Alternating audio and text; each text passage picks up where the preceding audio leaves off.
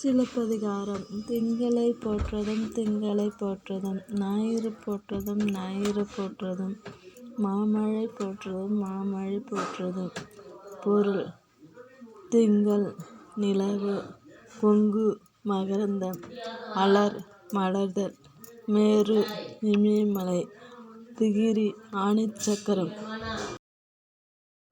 நூல் வெளியீடு: சிலப்பதிகாரம் இயற்றியவர் இளங்கோவடிகள்.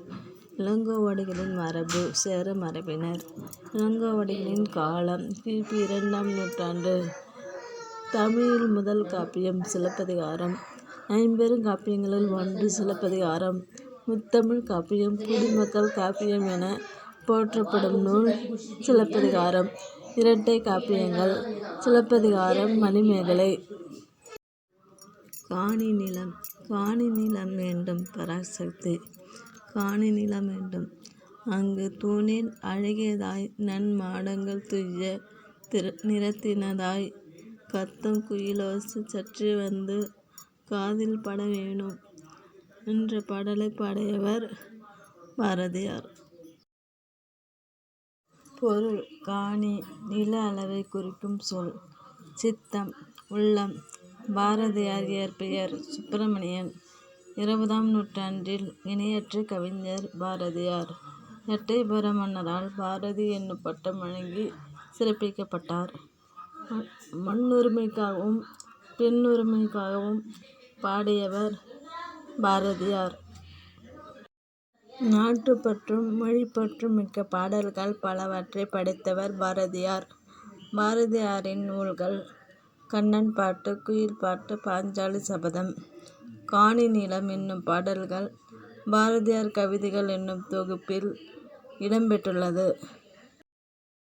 சிறகின் ஓசை. பறவைகள் இடம்பெயர்தலை வலசை போதல் என்பர். நீர்வாழ் பறவைகளை பெரும்பாலும் வலசை போகின்றன. உணவு, இருப்பிடம், தட்பவெப்பநிலை மாற்றம், இனப்பெருக்கம் இவற்றிற்காக பறவைகள் இடம்பெயர்கின்றன.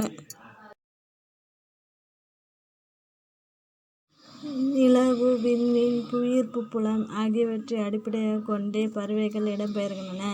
பொதுவாக வடக்கிலிருந்து தெற்கு நோக்கியும் மேற்கிலிருந்து கிழக்கு நோக்கியும் பறவைகள் வலசை போகின்றன.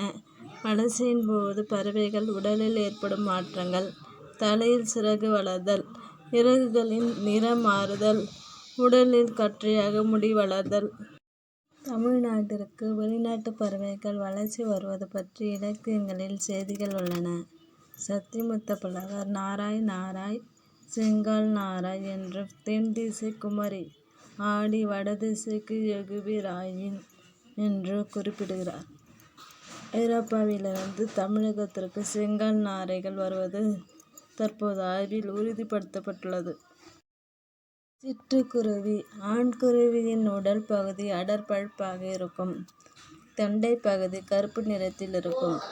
பெண் குருவியின் உடல் முழுவதும் மங்கிய பழுப்பு நிறத்தில் இருக்கும். கூடு கட்டி வாழும் பறவை இனம். சத்தமிட்டு கொண்டே கூடு கட்டும். 3 முதல் 6 முட்டைகள் வரை இடும். 14 நாட்கள் அடை காக்கும். 15ஆம் நாள் குஞ்சுகள் வெளிவரும். துருவப்பகுதி தவிர மனிதன் வாழும் இடங்களில் எல்லாம் சிட்டுக்குருவிகளும் வாழ்கின்றன. ஆயுட்காலம் 10 முதல் 13 ஆண்டுகள். சிட்டுக்குருவி வேகமாக பறப்பதை அடிப்படையாக கொண்டு வேகமாக செல்பவரை சிட்டாய் பறந்துவிட்டான் என்பர். இறக்கைக்குருவி எங்கள் சாதி என்றார் பாரதி. இந்தியாவில் பறவை மனிதர். முனைவர் சலீம் அலி தன் வாழ்க்கை வரலாற்று நூலுக்கு சிட்டுக்குருவி முயற்சி தி ஃபால் ஆஃப் ஸ்பேரோ என்று பெயரிட்டார். சலீம் அலி மனிதன் இல்லாத இடத்தில் பறவைகள் வாழ முடியாது, பறவைகள் இல்லாத உலகில் மனிதன் வாழ முடியாது என்றார் சலீம் அலி.